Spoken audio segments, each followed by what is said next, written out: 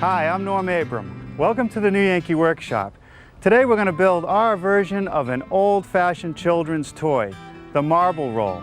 It's made all of wood, it has plenty of action, and batteries are not required. I'll show you how to build it next, right here on the New Yankee Workshop. The New Yankee Workshop features the craftsmanship of Norm Abram.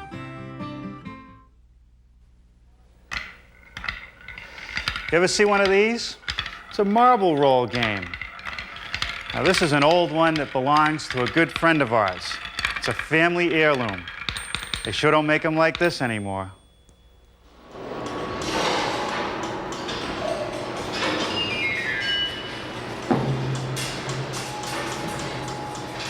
Here at Boston's Museum of Science is a high-tech version of that marble roll.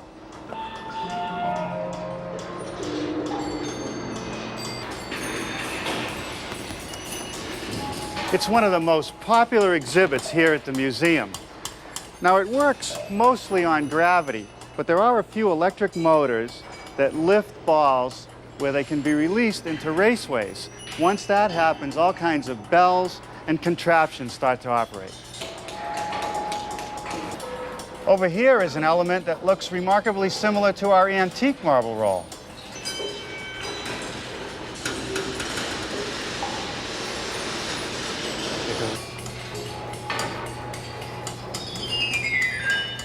It's a fascinating exhibit. I could watch it for hours. Now, if you'd like to build an exact copy of this classic American game, a measured drawing is available that includes a materials list, and you'll hear more about that before this program ends. Before we get started, though, I want to talk about shop safety. Be sure to read, understand, and follow all the safety rules that come with your power tools. Knowing how to use your power tools properly will greatly reduce the risk of personal injury. And remember this, there is no more important safety rule than to wear these safety glasses. Now, let me show you how I built this game. I decided to make our maze out of poplar because it machines nicely, it's great to paint, and you can even stain it if you want to. But best of all, because this, after all, is the New Yankee Workshop, I made this from bits and pieces out of the scrap pile, so it didn't cost me a dime. Now, the first thing I want to do today is make the gutters, or troughs, that the ball will roll in. And that starts out as a piece of poplar that's 2.5 inches by 1 3/8 inches. And what I want to do is rough out a half circle in each piece. I could do that with just a saw blade in my table saw, but I'm actually going to use my twin blade dado head cutter. It's a wobble type cutter with a hub, and as you turn the hub, you get a variety of different widths. Now, I want to start at about 5/16 of an inch, and I'll set it up and make one pass right down the middle of each piece at the deepest point of the trough.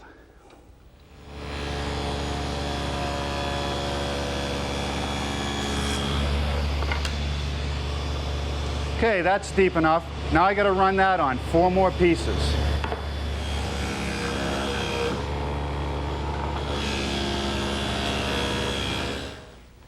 Now for the next pass, I'm going to tilt the blade to 10 degrees, lower it a bit, and move the fence a little bit closer to start forming that circle. Well, let's see how we did. That should do it.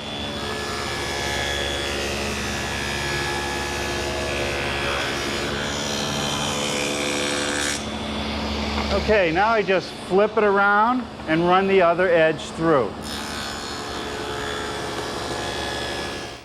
Now I'm going to tilt to 25 degrees. And before I lower the saw or move the fence, I'm going to make a test.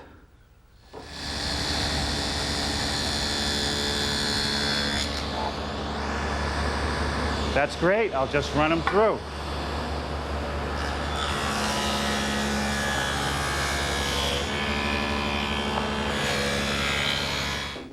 Now I'll tilt the blade to 40 degrees and make another pass.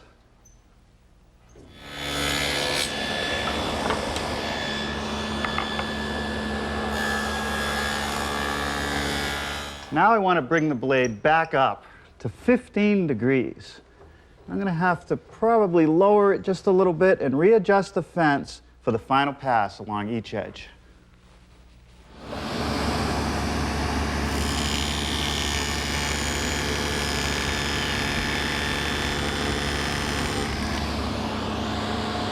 I'm going to move the fence out just a little.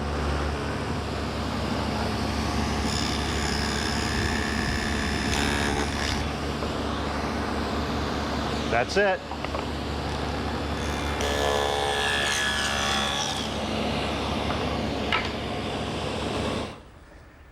The saw does not leave us with a perfectly smooth trough. So now it's time for a little elbow grease. First I'll start with a very coarse 60 grit paper, and I'll just wrap it around a dowel as a form and just keep sanding it until I start to take it down.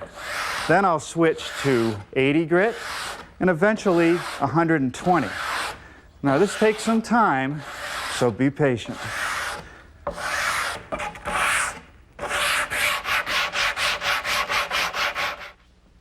The next thing I want to work on are these vertical pieces which receive the chutes. And they all fit into dados, an angled dado. And that dado has to match the slope of the chute, which is 4 degrees. Now if I simply put a dado head cutter in the table saw and tip it to 4 degrees and start milling this dado, I'm going to have a problem, because what I'm going to end up with is sort of a sawtooth bottom dado instead of a straight bottom dado. So what I'm going to do is start with just a single table saw blade, tipped at 4 degrees, and make these shoulder cuts. Here's one of the side pieces all laid out. Each X indicates the side that I want the dado on.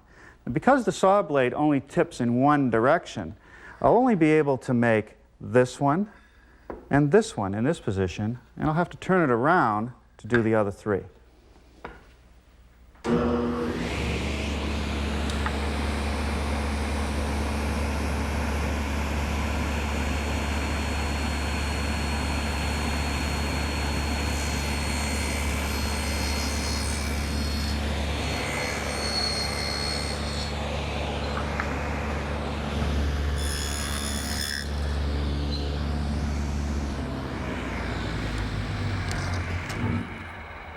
That's good. Now with the saw blade tipped back to 90 degrees and with a dado head installed and set for a depth of 1/4 inch, I'll now clean out the material between the 2 shoulders.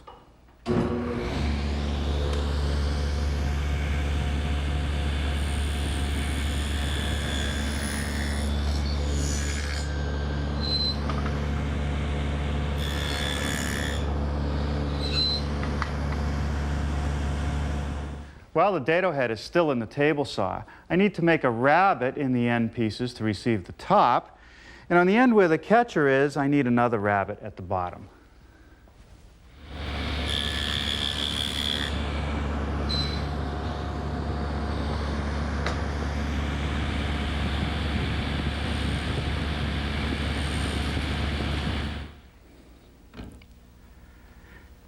The ends fit into the feet, which are also dadoed. And since the table saw is already set up, I might as well do that now.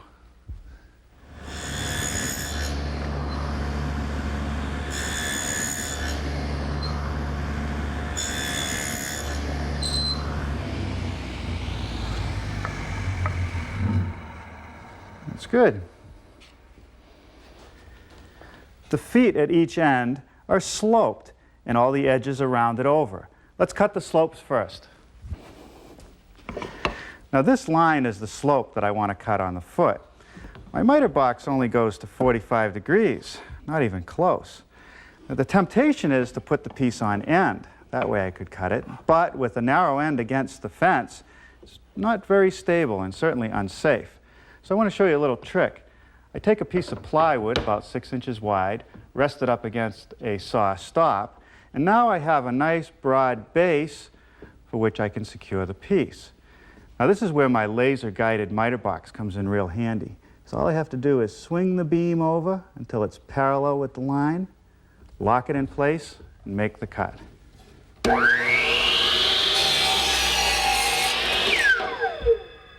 Nice, huh?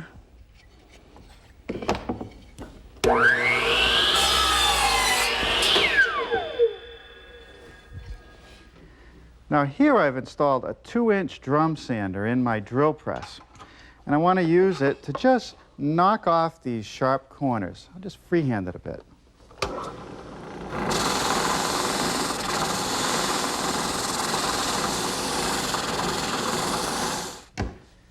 These router pads come in real handy, especially when you're working with small pieces and you don't want to have to clamp them down. They hold them in place. Now I'm going to round over the edges using my router, which is equipped with a 1/4-inch round over bit and a guide bearing, so it's unnecessary to use a fence.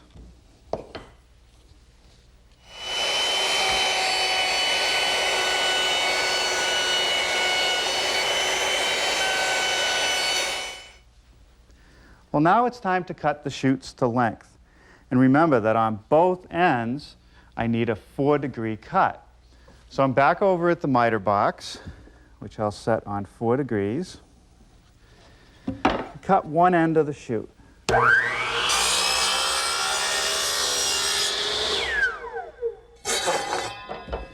Now, whenever I want to make very precise measurements, I don't hook the end of my tape on the piece of wood, because these tips tend to wear out in time, or some glue might get stuck in it and it doesn't want to work properly.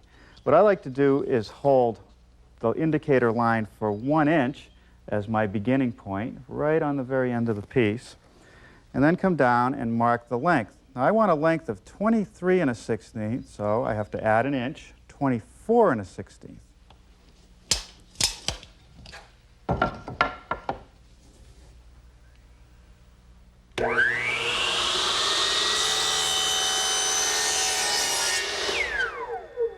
Now, without moving the piece, I'm now going to slide my stop block in place so that all the 4 remaining pieces will be exactly the same length as this first one.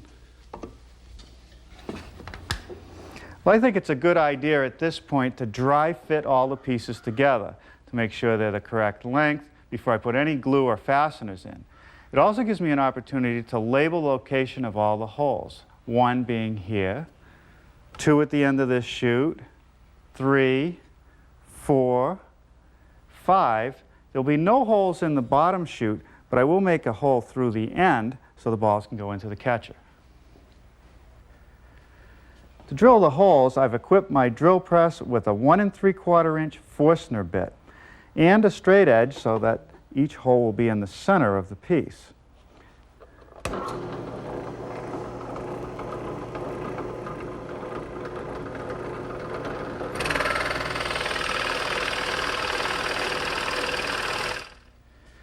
Now, when it comes to drilling the chutes, I don't want to start from the chute side because it's going to hit the edges before the point makes contact with the wood. So I simply flip it over.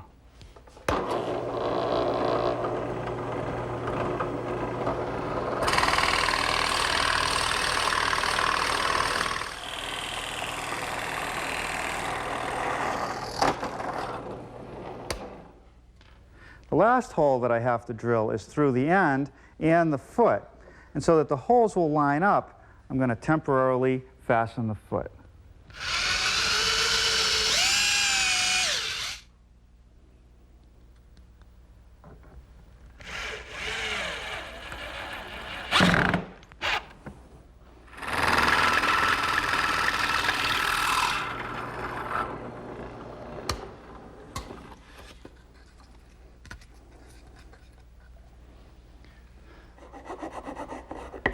Now here I'm just using a wood rasp to remove any tear out that might have occurred and get rid of some of the sharp edges. Now on edges along the side, I'm just going to take a 1-inch dowel and some sticky 120 grit sandpaper, apply it to the dowel, and just use it to work around all the edges.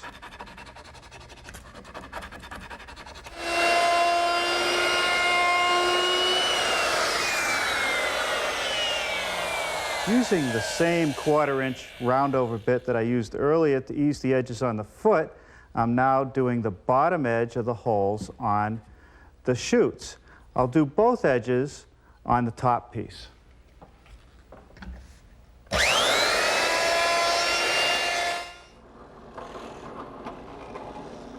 Here I'm pre-drilling and counter-boring holes for the screws that will be used to attach the chutes to the sides. Well, now I'm ready for a little assembly. Some glue in each joint. And then I'll just slip it together. And install a couple screws. Now I'm using a 1-inch screw, which happens to have a square drive. And we're seeing more and more of those.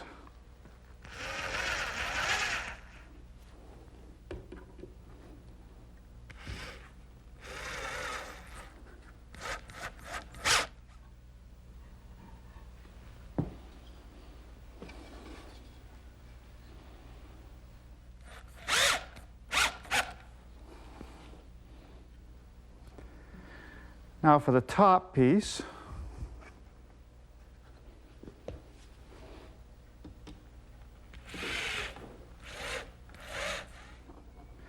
now I can put one of the feet on, the one opposite the catcher.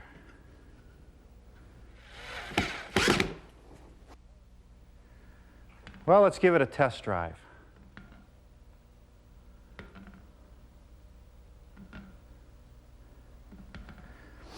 Works great. All I need to do now is build the catcher. The catcher is made up of a piece of 3/4-inch poplar cut in a circle with a groove into which I installed a wall. Now when I built the prototype, I tried to bend a piece of 1/4-inch poplar dry and it just broke. I tried thinner pieces dry and it got even worse. So what I ended up doing was cutting 2 thin 1/8-inch strips and soaking them for a while, and that seemed to work fine. So that's where I want to start.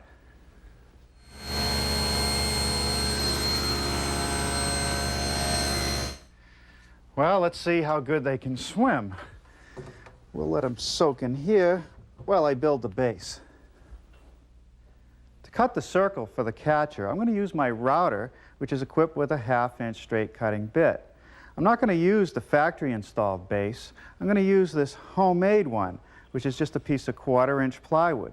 Now I used the factory base to lay it out, to get the edges and locate the holes for the screws. But I put this extension on, and what that does is it allows me to cut circles. For instance, if I use this hole right here, I'll get about an 8-inch diameter circle, which is what the base is.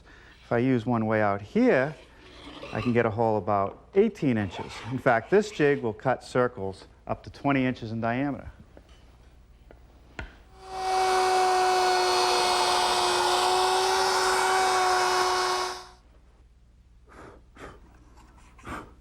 That works great. Now I'm going to change to a 1/4-inch bit and readjust the radius to cut the groove for the wall.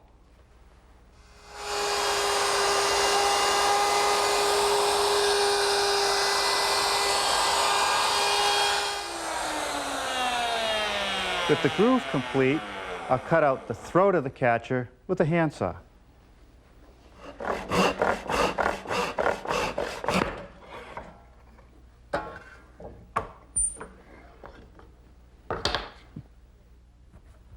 Okay, now we'll just trim it up.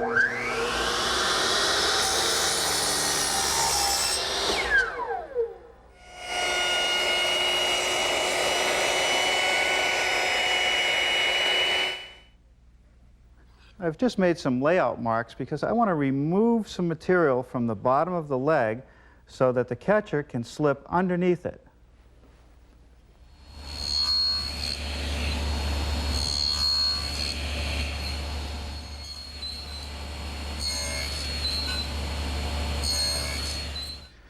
Okay, let's see if we can bend the thin strips in. First thing I'm going to do, though, is take the strip and make a little notch so that it'll go beyond the groove. I'll trim off the excess later. That should be enough.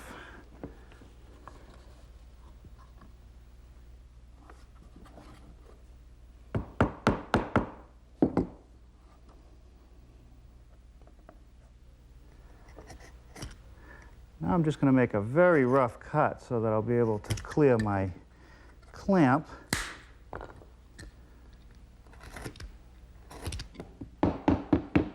Okay, Okay, now I'm far enough around that I can make a mark to cut the other notch.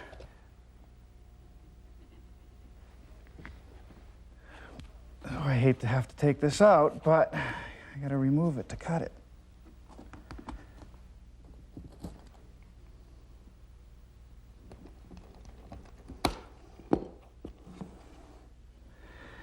Okay, now we put some glue in the groove and spread it around. And then I'm going to use my roller here to put a little bit of glue to join the two 1/8" pieces together. Now this is a water-soluble glue, so even though the wood is wet, I think when it all dries, it'll hold quite well. Okay, let's try to sneak it in there once again.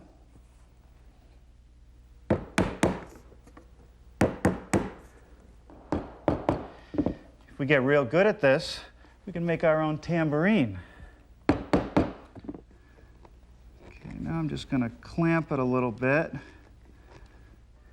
Now I'm going to apply a little glue to the throat of the catcher and clamp it in place.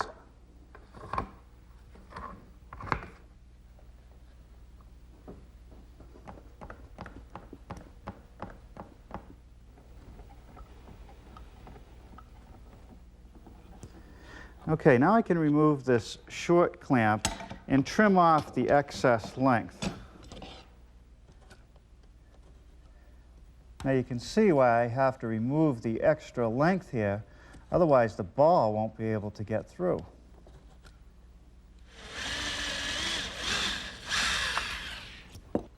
Now I just need one little screw to secure the end.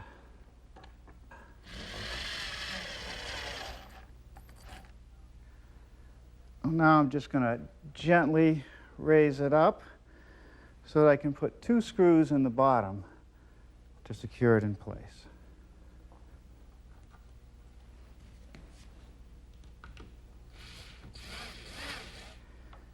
Well, now I can remove the long clamps.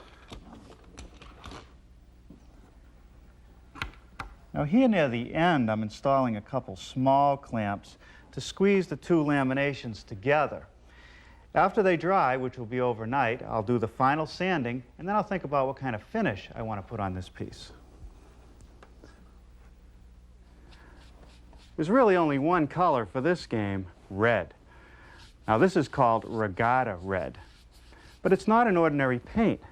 It's a polyurethane paint. It has no toxic fumes. I can clean up my brush when I'm done with soap and water, and it's pretty tough. Also, it's really not necessary to put any primer on the raw wood. Just 3 or 4 coats directly on the wood, and it should be ready for many years of tough use. Well, it's taken many coats to build up the finish on our marble game, but if it's going to be handed down from generation to generation, it has to be tough.